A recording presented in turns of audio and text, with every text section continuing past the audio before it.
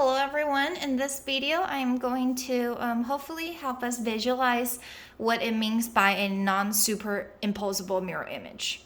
To do this, remember that we talked about how if you have a optical isomer, if that means that you have non-superimposable mirror images. So usually that also means that we are optically active.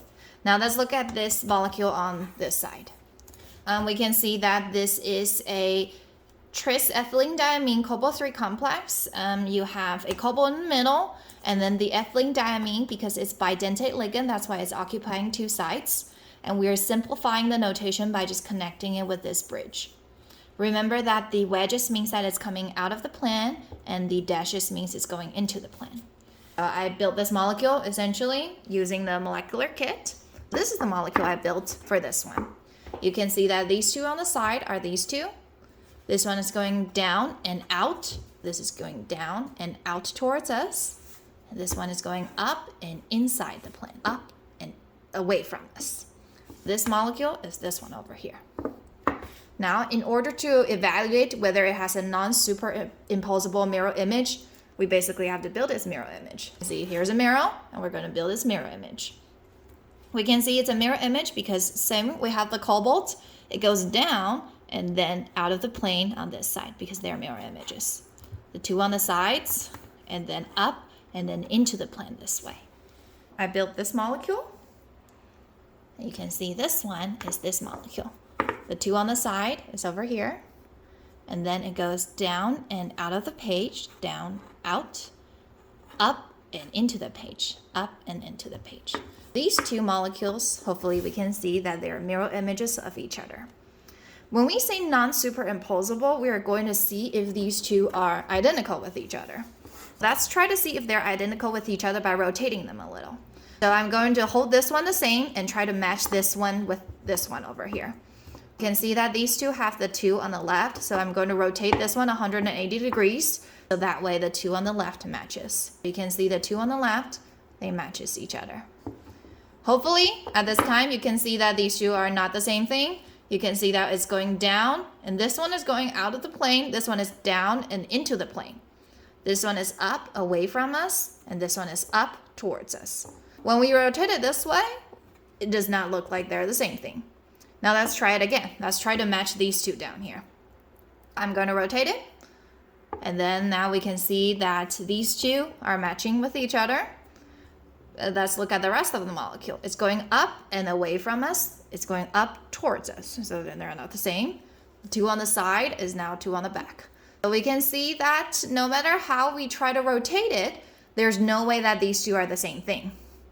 And that's what it means by the two are non-superimposable mirror images of each other. They are mirror images, but they're non-superimposable.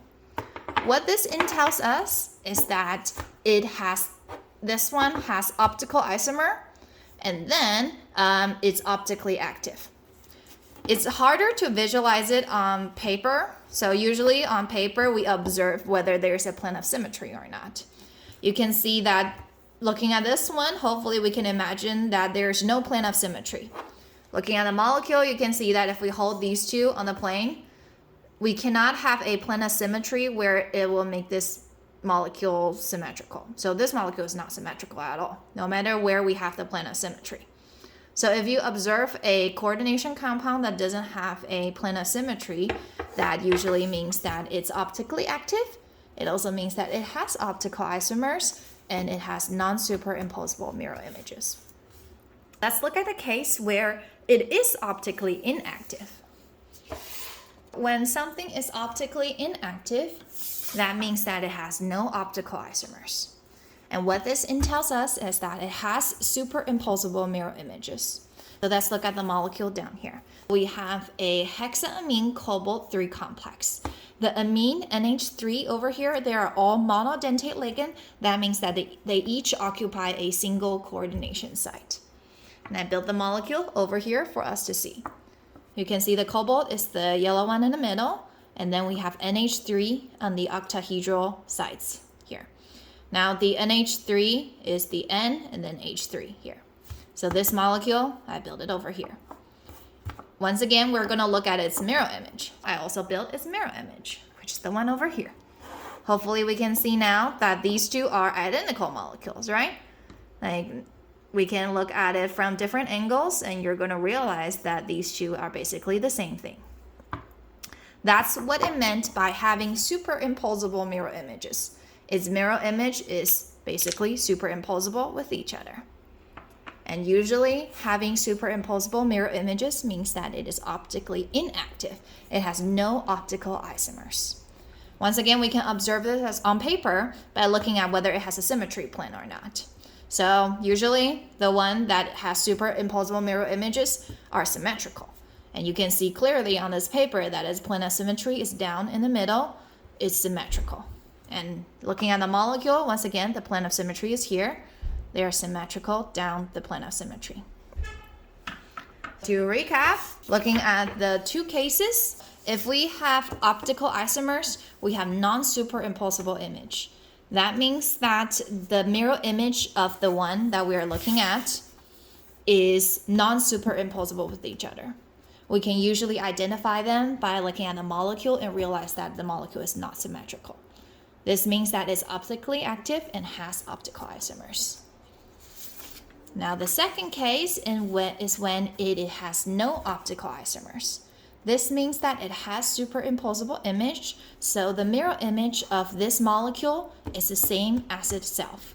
We can observe it by looking at whether there's a plane of symmetry. If the molecule is symmetrical, then that means that it is optically inactive and has no optical isomers. Thank you.